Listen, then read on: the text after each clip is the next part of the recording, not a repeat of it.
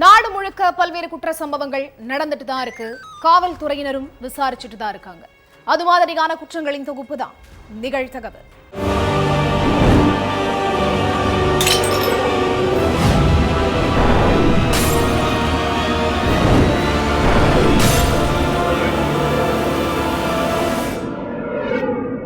நிகழ்தகவு. அரிசி வாங்குவதற்காக மளிகை கடைக்கு சென்றதால் ரவுடியை வீடு புகுந்து கண்டன் துண்டமாக வெட்டி சாய்த்த கும்பல். மகனின் முகமே தெரியாத அளவுக்கு கொன்றுவிட்டதாக கதறிய தாய். 19 வயதில் பலமுறை ஜெயிலுக்கு சென்று வந்த சி கேட்டகரி ரவுடியை வீடு புகுந்து துடி துடிக்க கொன்ற கும்பல் யார்? கொலைகாளிகள் பிடிபட்டார்களா?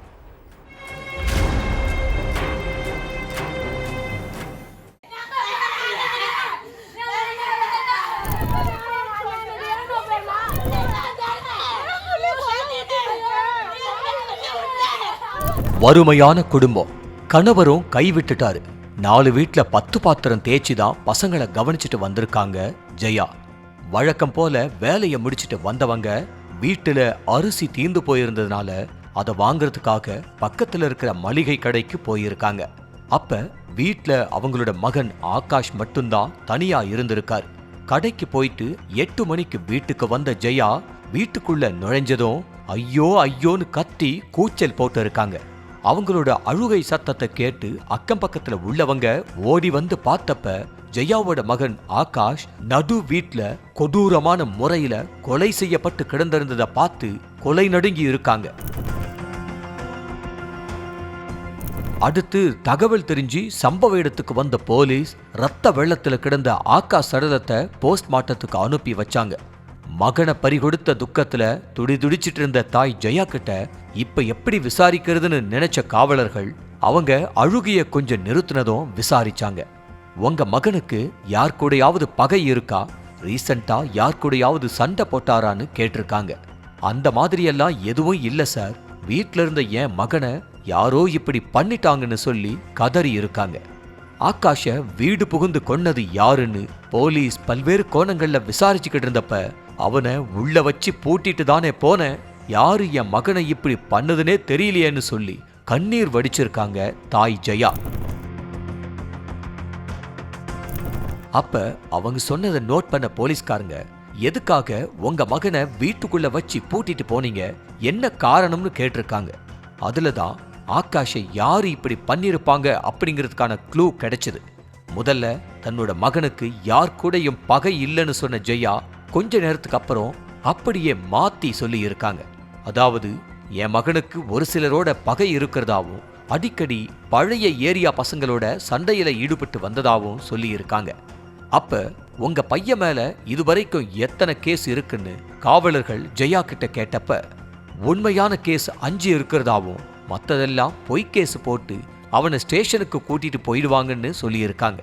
அதுக்கப்புறம் அங்கிருந்து நேரா ஸ்டேஷனுக்கு கிளம்பின போலீஸ்காரங்க ஆகாஷ் மேல இதுவரைக்கும் எத்தனை ஸ்டேஷன்ல என்னென்ன கேஸ் ஃபைல் ஆகியிருக்கு, எத்தனை முறை ஜெயிலுக்கு போயிட்டு வந்திருக்காரு அப்படிங்கிற ஹிஸ்டரிய அலசி இருக்காங்க. அதுல தான் ஆகாஷ் மேல கொலை முயற்சி, அடிதடி, வழிப்பறின்னு கிட்டத்தட்ட 17 வழக்குகள் இருக்கிறது தெரிய வந்திருக்கு.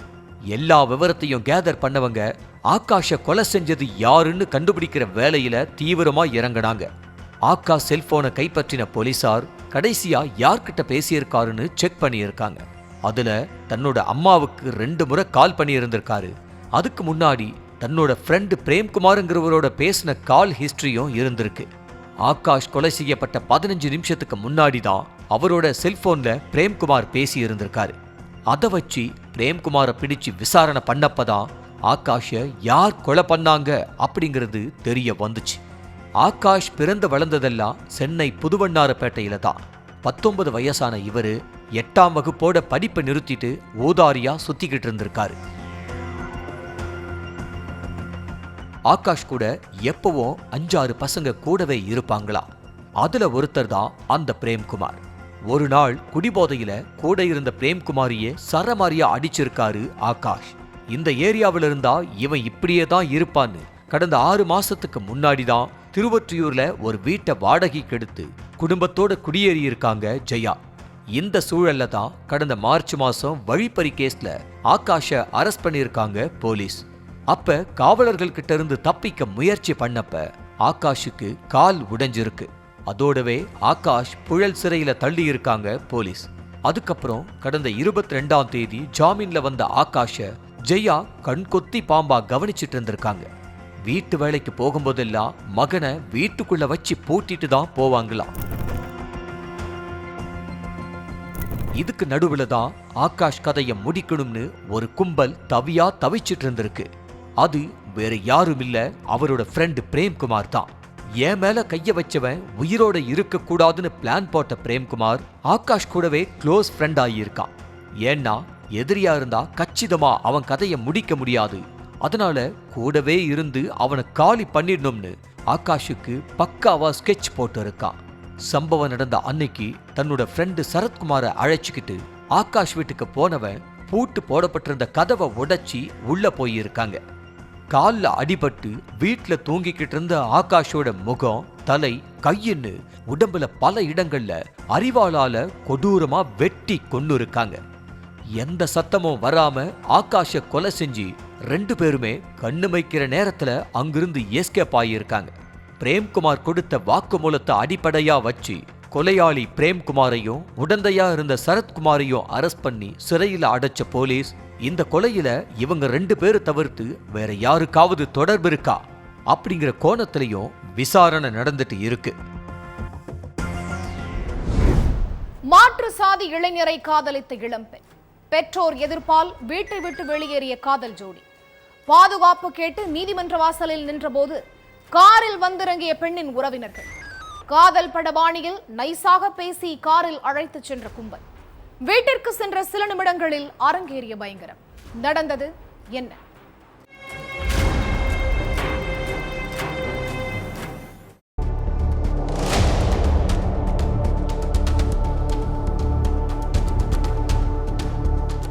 சட்ட ஃபுல்லா ரத்தம், கையில ரத்தக்கரை படிஞ்ச கத்தியோட போலீஸ் ஸ்டேஷனுக்கு வந்திருக்காரு 55 வயசு மதிக்கத்தக்க நபர் ஒருத்தர்.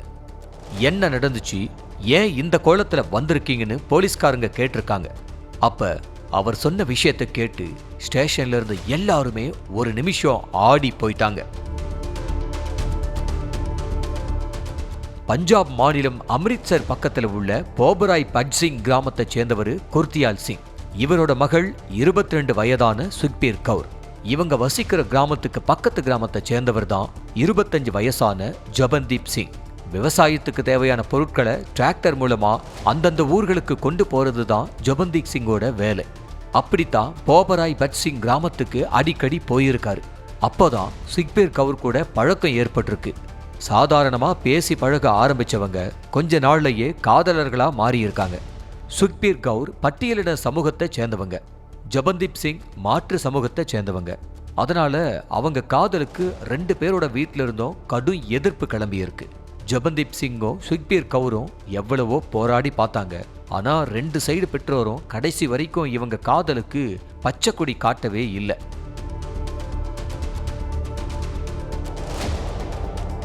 இப்படியே விட்டா இவங்க நம்மள சேர விட மாட்டாங்கன்னு முடிவு பண்ண காதல் ஜோடி வீட்டை விட்டு வெளியேறிட்டாங்க. ஜபன்தீப் சிங்க காணும்னு அவங்க சொந்தக்காரங்களும் சுக்பீர் கவுரை காணும்னு அவங்க சொந்தக்காரங்களும் ஊரா தேடி அலைஞ்சாங்க. ஜபன்தீப் சிங்கோட சொந்தக்காரங்க சுக்பீர் கவுர் வீட்டுக்கும் சுக்பீர் கவுர் சொந்தக்காரங்க ஜொகன்தீப் சிங்கோட வீட்டுக்கும் போயும் தேடி பார்த்தாங்க. ஆனா எங்க தேடியுமே 2 பேரும் கிடைக்கல. 2 நாள் கழிச்சு காதலர்கள் 2 பேரும் அம்ரித்சர் கோர்ட் பக்கத்துல நின்னுக்கிட்டு இருக்கிறத சுக்பீர் கவுரோட உறவினர் ஒருத்தர் பார்த்துட்டு அந்த பொண்ணோட அப்பா குர்தியால் கிட்ட போய் சொல்லியிருக்காங்க. விஷயத்தை கேள்விப்பட்டு குர்தியால் சிங் பயங்கரமா கோபப்பட்டிருக்கார். ஆனா காதல் ஜோடி கோர்ட் பக்கத்துல நிக்கிறதுனால அவரோட கோபத்தை அங்க வச்சு வெளிப்படுத்திக்கல. சொந்தக்காரங்க ஒரு சில பேரை கூட்டிக்கிட்டு கோர்ட் பக்கம் போன குர்தியால் சிங் தன்னோட மகள் கிட்டையும் ஜபன்தீப் சிங் கிட்டையும் நல்ல விதமா பேசியிருக்காரு. எங்க காதலுக்கு 2 சைடு பெற்றோரும் எதிர்ப்பு தெரிவிக்கிறதுனால எங்களுக்கு பாதுகாப்பு வேணும்னு கேட்டுதான் காதல் ஜோடி கோர்ட்டுக்கு போயிருக்காங்க. அதுக்கப்புறம் ரிஜிஸ்டர் ஆபீஸுக்கு போய் பதிவு திருமணம் பண்றதுக்கான ஏற்பாடு செஞ்சிருக்காங்க. இது எல்லாத்தையும் தெரிஞ்சுக்கிட்ட குர்தியால் சிங் அம்மா அப்பா சொந்தக்காரங்கன்னு இத்தனை பேர் இருக்கும்போது நீங்க எதுக்கு ரிஜிஸ்டர் ஆபீஸ்க்கு போய் அனாதை மாதிரி கல்யாணம் பண்ணணும்? உங்க காதலை முதல்ல நான் புரிஞ்சுக்கல. இவ்வளவு தூரம் நீங்க 2 பேரும் லவ்ல ஸ்ட்ராங்கா இருப்பீங்கன்னு நினைக்கல. கவலைப்படாதீங்க, நாங்களே உங்களுக்கு கல்யாணம் பண்ணி வைக்கிறோம். இப்ப வீட்டுக்கு போகலாம் வாங்கன்னு சொல்லி கூட்டு போயிருக்காங்க.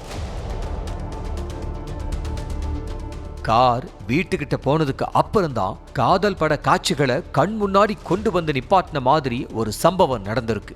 அதாவது குர்த்தியால் சிங்கோட சுயரூபம் வெளியில வந்திருக்கு. ஜபன்தீப் சிங்கையும் சுக்பீர் கவுரையும் வீட்டுக்குள்ள கூப்பிட்டு போன குர்தியால் சிங் அங்க உள்ள ஒரு ரூமுக்குள்ள 2 பேரையும் தள்ளி கதவை சாத்தி இருக்காங்க. கொஞ்ச நேரம் கழிச்சு அந்த ரூமுக்குள்ள போன பொண்ணோட சொந்தக்காரங்க 2 பேரையும் சரமாரியா தாக்கி இருக்காங்க. குர்த்தியால் சிங்கும் தன்னோட மகளையும் மகளோட காதலனையும் கண்டபடி அடிச்சு காயப்படுத்தி இருக்காரு. அதுக்கப்புறம் அவங்க 2 பேருக்கும் கரண்ட் ஷாக் கொடுத்து சித்திரவதை பண்ணி இருக்காங்க.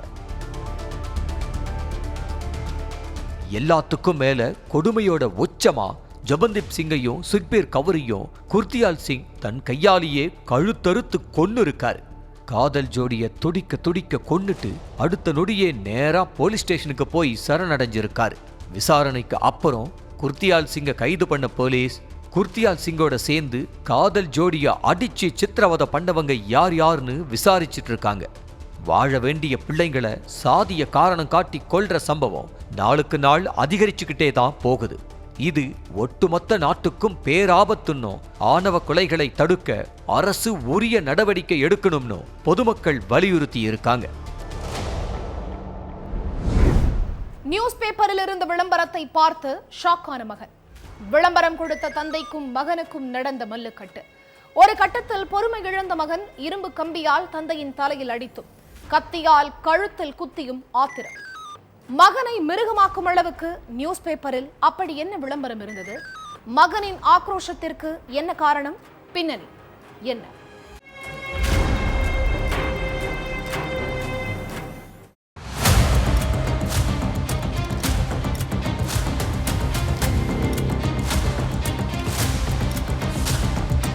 காலையில நியூஸ் பேப்பர் படிச்சுக்கிட்டு இருந்த இளைஞர் அதுல தன்னோட அப்பா போட்டோவோட இருந்த ஒரு விளம்பரத்தை பார்த்து ஷாக் ஆகி இருக்காரு. அடுத்து வீட்டு வராண்டாவில் இருந்த அப்பா கிட்ட போய் பேப்பரை காமிச்சு, என்ன இது, நீங்க தான் இந்த விளம்பரம் கொடுத்தீங்களான்னு கேட்டு இருக்காரு. ஆமா, நான் தான் கொடுத்தேன்னு அப்பா சொன்னதும் மகனுக்கு கோபம் சுருன்னு ஏறி இருக்கு. நீங்கெல்லாம் மனுஷனா? இந்த வயசுல இப்படி ஒரு முடிவை எடுக்க எப்படி மனசு வந்துச்சுன்னு கேட்டு இருக்காரு. ஏன் இஷ்டம், நான் என்ன வேணாலும் செய்வேன், யாரும் என்னைய எந்த கேள்வியும் கேட்க கூடாது, நீ எனக்கு மகனாவே இருந்தாலும் என்னோட தனிப்பட்ட விஷயத்துல தலையிடக்கூடாதுன்னு கத்தி இருக்காரு. இப்படியே அப்பாவும் மகனும் மாறி மாறி வாக்குவாதம் பண்ணிட்டே இருந்திருக்காங்க. ஒரு கட்டத்துல கடுப்பான மகன் வீட்டுல கிடந்த ஒரு இரும்பு கம்பியால அப்பாவோட தலையில பயங்கரமா அடிச்சதோட காய்கறி வெட்டுற கத்தியால கழுத்தையும் அறுத்திருக்காரு. அலறல் சத்தம் கேட்டு ஓடி வந்த அக்கம் பக்கத்துல உள்ளவங்க இளைஞரோட அப்பாவை ஹாஸ்பிட்டலுக்கு அனுப்பி வச்சதோட போலீஸுக்கும் போன் பண்ணி தகவல் கொடுத்திருக்காங்க. அப்பாவை இப்படி பண்ணிட்டோமேனு எந்த பதட்டமுமே இல்லாம வீட்டு வாசல்ல தான் உட்கார்ந்திருக்காரு மகன். அடுத்த கொஞ்ச நேரத்திலேயே அங்க வந்த போலீஸ் மகனை அரெஸ்ட் பண்ணி விசாரணை நடத்தி இருக்காங்க. அப்பதான் மகனோட கோபத்துக்கு என்ன காரணங்கிறது தெரிய வந்திருக்கு. சேலம் சூரமங்கலம் நெடுஞ்சாலை நகரைச் சேர்ந்த 69 வயசான முதியவர் செல்வக்குமார் தமிழக வனத்துறையில பணியாற்றி ரிட்டையர்டு ஆயிட்டாரு. இவரோட மனைவி சண்முகவள்ளி சில வருஷத்துக்கு முன்னால உடல்நல குறைவால உயிரிழந்துட்டாங்க. அதனால 25 வயசான மகன் தமிழழகன் 17 வயசான கிரி வெங்கடேஷ் கூட தான் வாழ்ந்துட்டு இருக்காரு செல்வக்குமார். இதுல பிகாம் படிச்சு முடிச்சிருக்கிற மூத்த மகன் தமிழழகன் கொண்டலாம்பட்டியில வாகன உதிரி பாகங்கள் விற்கும் கடை நடத்திட்டு இருக்காரு.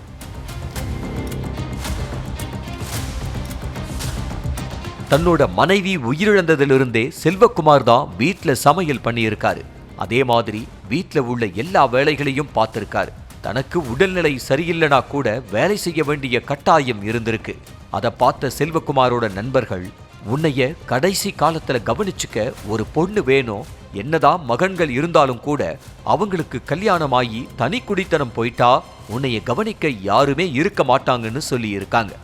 நீங்க சொல்றதும் சரிதான்னு நண்பர்கள் கிட்ட சொன்ன செல்வகுமார் ஏதாவது ஐடியா கொடுங்கன்னு கேட்டிருக்காரு. மேட்ரிமோனியில பதிவு பண்ணி வைக்கலாம், மணப்பெண் தேவைன்னு நியூஸ் பேப்பர்ல விளம்பரம் கொடுக்கலாம்னு சொன்னதோட அவங்களே அதுக்கான எல்லா வேலையையும் பார்த்திருக்காங்க. விளம்பரம் கொடுத்த மறுநாளே அது தமிழழகன் கண்ணுல பட்டிருக்கு.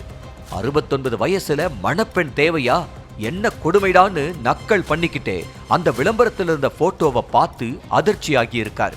காரணம், அதில் இருந்தது செல்வகுமாரோட போட்டோ.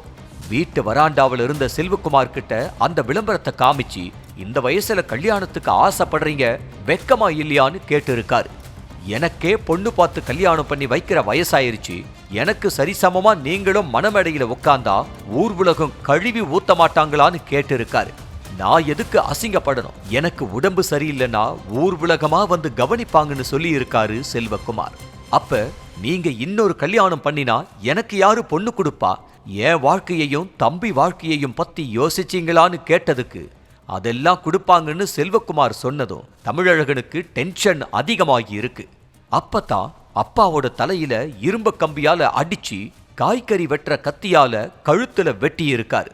நடந்த எல்லா விஷயத்தையும் ஒண்ணு விடாம ஒப்பிச்ச தமிழழகனை கைது பண்ணி சிறையில அடைச்சிருக்காங்க போலீஸ். அதே மாதிரி அப்பாவோட கழுத்துல மகன் கத்தியால குத்துனதுல அதிக ரத்தம் வெளியேறி ஆபத்தான நிலையில சிகிச்சையில இருக்காரு செல்வகுமார். வீட்டின் முன்பு விளையாடிக் கொண்டிருந்த 4 வயது சிறுவன் திடீரென சிறுவன் மாயமானதால் பெற்றோர் அதிர்ச்சி. பல இடங்களில் தேடியும் பலன் இல்லாததால் காவல் நிலையத்தில் புகார். சந்தேகப்பட்டு பக்கத்து வீட்டை அடித்து நொறுக்கிய திருமக்கள். பீரோவுக்குள் துணியோடு துணியாக கிடந்த சிறுவன் சடலம். அப்பாவி சிறுவன் கொல்லப்பட்டது ஏன்? தமிழ்நாட்டையே உலுக்கிய பகீர் சம்பவத்தில் நீதிமன்றத்தின் தீர்ப்பு என்ன?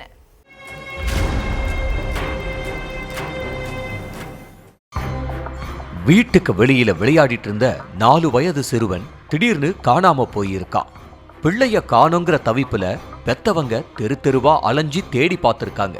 ஆனா எங்க தேடியும் சிறுவன் கிடைக்கவே இல்லை. என் புள்ள கண்டிப்பா கிடைச்சிருவான்னு உறுதியா நம்பிட்டு இருந்த பெத்தவங்களுக்கு மறுநாள் தான் அந்த கொடூர சம்பவத்தை பத்தியே தெரிஞ்சிருக்கு. கன்னியாகுமரி பக்கத்துல உள்ள கடியப்பட்டணத்தை சேர்ந்தவர் ஜான் ரிச்சர்ட். இவரோட மனைவி சகாய சில்ஜா. இந்த தம்பதிக்கு 4 வயசுல ஜோகன் ரிஷிங்கிற பையன் இருந்தான். 2ஆவதா பெண் குழந்தை பிறந்துச்சு. 2022 ஜனவரி 21ஆம் தேதி காலையில ஜான் ரிச்சர்ட் வழக்கம் போல வேலைக்கு போயிருக்காரு. சகாய சில்ஜா வீட்டுக்குள்ள இருந்து கை குழந்தைய கவனிச்சிட்டு இருந்திருக்காங்க. 4 வயசு சிறுவனான ஜோகன் ரிஷி வீட்டுக்கு முன்னாடி விளையாடிக்கிட்டு இருந்திருக்கான். ரொம்ப நேரமா விளையாடிக்கிட்டு இருந்த பையனை சாப்பிட கூப்பிட்டிருக்காங்க தாய் சகாய சில்ஜா. அப்ப மகன் கிட்ட இருந்து எந்த சப்தமும் இல்ல. உடனே வாசல்ல போய் பார்த்திருக்காங்க. அங்க ஜோகன் ரிஷிய காணோம். உடனே பதறி போனவங்க கையில கை குழந்தைய வச்சுக்கிட்டு தெரு முழுக்க தேடி அலைஞ்சிருக்காங்க. எங்க தேடியும் கிடைக்காததுனால கணவருக்கு போன் பண்ணி விஷயத்த சொல்லி இருக்காங்க. அடுத்த கொஞ்ச நேரத்திலேயே ஜான் ரிச்சர்டும் சொந்தக்காரங்களும் வீட்டுக்கு வந்திருக்காங்க. 3 மணி நேரத்துக்கு மேலாகியும் சிறுவன் கிடைக்காததால மணவாளக்குறிச்சி போலீஸ் ஸ்டேஷனுக்கு போய் கம்ப்ளைண்ட் கொடுத்திருக்காங்க. உடனே சம்பவ இடத்துக்கு போன போலீஸ் அக்கம் பக்கத்துல உள்ளவங்க கிட்ட எல்லாம் விசாரிச்சிருக்காங்க. அப்போ வீட்டுக்கு முன்னாடி விளையாடிக்கிட்டு இருந்த சிறுவன் கிட்ட பக்கத்து வீட்டுல இருந்த ஃபாத்திமா பேசிக்கிட்டு இருந்ததா அந்த தெருவை சேர்ந்த ஒருத்தவங்க போலீஸ் கிட்ட சொல்லி இருக்காங்க. உடனே போலீஸுக்கு அந்த ஃபாத்திமா மேல டவுட் வந்திருக்கு. இந்த விஷயம் கேள்விப்பட்டதிலிருந்து ஏற்கனவே எங்களுக்கு அவங்க மேலதான் சந்தேகமா இருக்கு, அவங்களோட நடவடிக்கை தான் எங்களுக்கு வித்தியாசமா தெரிஞ்சதுன்னு சிறுவனோட அம்மா அப்பாவும் போலீஸ் கிட்ட சொல்லி இருக்காங்க. அதுக்கப்புறம் சிறுவனோட பக்கத்து வீடான ஃபாத்திமா வீட்டுக்கு போய் சோதனை பண்ணி இருக்காங்க. அங்க எந்த தடையும் சிக்கல. அடுத்து ஃபாத்திமாவை ஸ்டேஷனுக்கு கூப்பிட்டு போய் விசாரிச்சிருக்காங்க. அப்போ தனக்கு எதுவுமே தெரியாதுன்னு ஃபாத்திமா அடிச்சு சொல்லி இருக்காங்க. இதுக்கிடையில சிறுவனோட உறவினர்களும் தெருமக்களும் ஃபாத்திமா வீட்டுக்குள்ள புகுந்து அங்க உள்ள பொருட்களை எல்லாம் அடிச்சு நொறுக்கி சூறையாடி இருக்காங்க. பெட்ரூம்ல உள்ள பீரோவையும் அடிச்சு துவம்சம் பண்ணியிருக்காங்க. அப்ப பீரோக்குள்ள ஆடைகளுக்கு நடுவுல சிறுவன் ஜோகன் ரிஷி வாயில துணியால கட்டப்பட்டு சடலமா கிடந்ததை பார்த்து அதிர்ச்சி அடைஞ்சிருக்காங்க. விஷயம் தெரிஞ்சு சம்பவ இடத்துக்கு வந்த போலீஸ் சிறுவனோட சடலத்தை மீட்டு போஸ்ட்மார்ட்டத்துக்கு அனுப்பி வச்சாங்க. வசமா மாட்டிக்கிட்டோம், இனிமே தப்பிக்க முடியாதுன்னு தெரிஞ்சுக்கிட்ட ஃபாத்திமா எல்லா உண்மையையும் போலீஸ் கிட்ட சொல்லி இருக்காங்க. ஜோகன் ரிஷி மட்டும் வீட்டு வாசல்ல தனியா விளையாடிக்கிட்டு இருந்ததை பார்த்த ஃபாத்திமா சிறுவன் போட்டிருந்த நகைகளை கொள்ளையடிக்க பிளான் பண்ணியிருக்காங்க. சிறுவன் கிட்ட சாக்லேட் தரேன்னு சொல்லி வீட்டுக்குள்ள கூப்பிட்டு போய் கை காலை கட்டி போட்டு வாயில துணிய வச்சு கட்டி இருக்காங்க. அதுக்கப்புறம் 1 பவுன் செயின், 1/2 பவுன் கை செயினை பறிச்சுக்கிட்டு சிறுவனோட முகத்துல தலையணைய வச்சு அமுக்கி துடிக்க துடிக்க கொன்னு இருக்காங்க.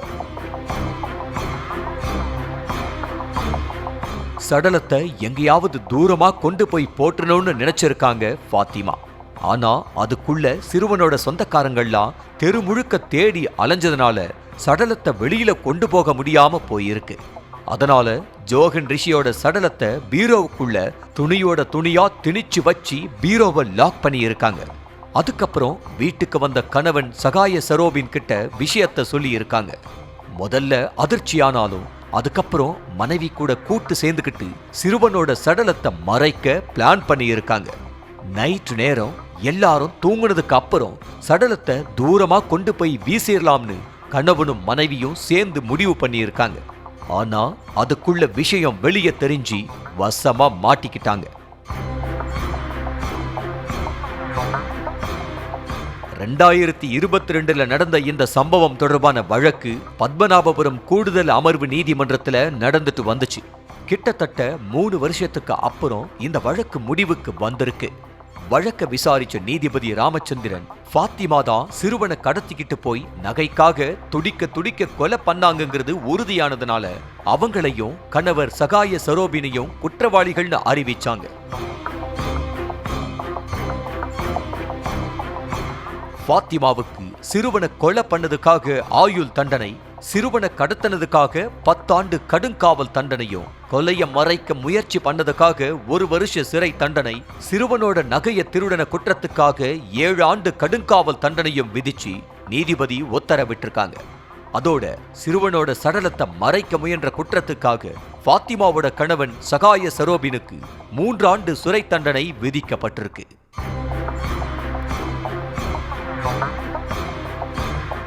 மகன் வெறுங்கழுத்தோட இருக்கக்கூடாதுன்னு நினைச்சு பெத்தவங்க கஷ்டப்பட்டுனாலும் பிள்ளைங்களுக்கு நகை வாங்கி போட்டு அழகு பாக்குறாங்க. ஆனா அந்த தங்க நகையே பிள்ளைங்களோட உயிருக்கு ஆபத்தா அமைஞ்சிருக்கு. இப்ப உள்ள காலத்தையும் சூழலையும் புரிஞ்சுக்கிட்டு பிள்ளைங்களுக்கு, அதுவும் குறிப்பா சின்ன பிள்ளைங்களுக்கு தங்க நகைகள் அணிவிக்கிறத பெற்றோர் முடிஞ்ச அளவுக்கு தவிர்க்கிறது தான் நல்லதுன்னு காவல்துறையினர் அறிவுறுத்தி இருக்காங்க. சாலையில் நடந்து சென்று கொண்டிருந்த சித்தியை வழிமறித்து வாக்குவாதத்தில் ஈடுபட்ட இளைஞர் கண்ணி வைக்கும் நேரத்தில் சித்தியை கத்தியால் குத்தி கொன்று பயங்கரம். சொந்த சித்தியை இளைஞர் 8 முறை காட்டு மிராண்டித்தனமாக குத்தி கொன்றது ஏன்? இளைஞரின் இரத்த வெறிக்கு என்ன காரணம்? கொலைக்கான பின்னணி என்ன?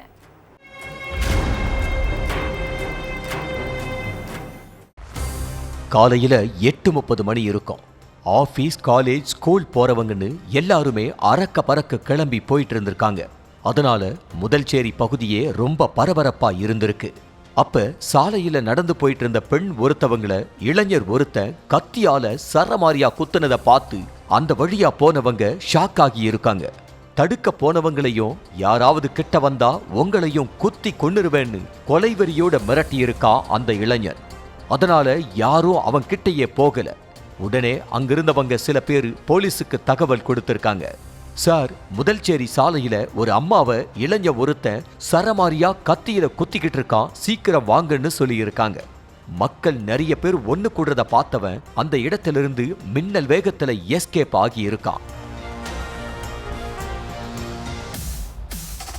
அடுத்து சம்பவ இடத்துக்கு வந்த போலீஸ் ரத்த வெள்ளத்துல மயங்கி விழுந்திருந்த பெண்ணை மீட்டு ஹாஸ்பிட்டலுக்கு ட்ரீட்மெண்ட்டுக்காக அனுப்பி வச்சாங்க. அங்க அந்த அம்மாவை பரிசோதனை பண்ண மருத்துவர்கள் அவங்க ஏற்கனவே உயிரிழந்துட்டதா சொல்லி இருக்காங்க. அதுக்கப்புறம் யார் இந்த பெண், இவங்களை கொலை பண்ணது யாரு, கத்தியால குத்தி கொலை பண்ற அளவுக்கு அப்படி என்ன பிரச்சனைன்னு கண்டுபிடிக்க விசாரணையில இறங்கினாங்க. உயிரிழந்த பெண்ணோட மொபைலை கைப்பற்றி அலசி இருக்காங்க. அதுலதான் அந்த பெண் யாரு, அவங்கள கொலை பண்ண இளைஞர் யார், இளைஞரோட ரத்த வெறிக்கு காரணம் என்ன அப்படிங்கிறது வெளிச்சத்துக்கு வந்திருக்கு. தஞ்சை பட்டுக்கோட்டையில இருக்கிற கரிக்காடு பகுதியைச் சேர்ந்த சுசிலா என்பவருக்கு 2 மகள்கள் இருக்காங்க. சில வருஷங்களுக்கு முன்னாடி கணவர் உடல்நலக் குறைவால உயிரிழந்ததால தன்னோட 2 மகள்களையும் சுசிலா தான் கவனிச்சுட்டு வந்தாங்க.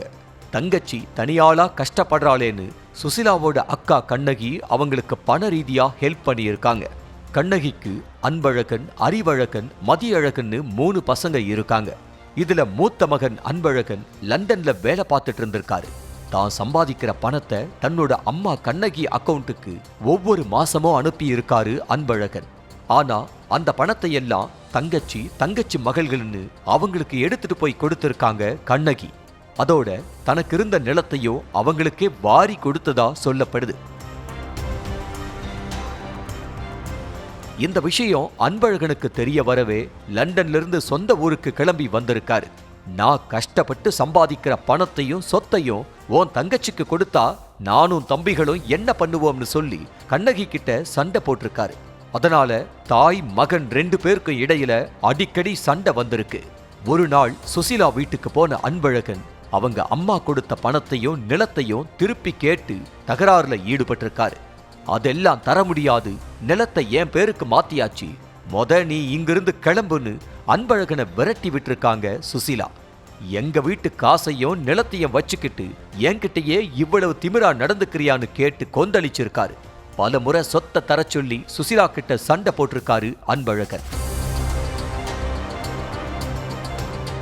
ஆனா அவர் பேசுறத எதையுமே காதுல வாங்காம இருந்திருக்காங்க சுசிலா. இவ்வளவு ஏன் அன்பழகனை ஒரு பொருட்டா கூட மதிக்கலன்னு சொல்லப்படுது. அதனாலேயே உச்சகட்ட கோபத்துக்கு போன அன்பழகன் ஒரு கட்டத்துல சுசிலாவை கொலை செய்ய துணிஞ்சிருக்காரு. சம்பவம் நடந்த அன்னைக்கு காலையில முதல் சேரியில நடந்த சொந்தக்காரங்களோட கிரகப்பிரவேச விழாவுக்கு போயிட்டு சாலையில நடந்து வந்துட்டு இருந்திருக்காங்க சுசிலா. அப்ப அந்த வழியா பைக்ல வந்த அன்பழகன் மறுபடியும் சுசிலா கிட்ட வாக்குவாதத்துல ஈடுபட்டிருக்காரு. அப்பதான் தான் மறைச்சு வச்சிருந்த கத்தியை எடுத்து சுசிலாவோட முகம், இடுப்பு, கையின்னு உடம்புல பல இடங்கள்ல சரமாரியா கத்தியில குத்தி கிழிச்சி கொலை செஞ்சுட்டு அங்கிருந்து எஸ்கேப் ஆன அன்பழகனை போலீசார் வலை வீசி தேடிட்டு இருக்காங்க. ஒவ்வொரு குற்றங்களின் முடிவும் சட்டத்தின் கையில். விசாரணை தொடரும். பார்க்கலாம் அடுத்த நிகழ்த்தகவில்.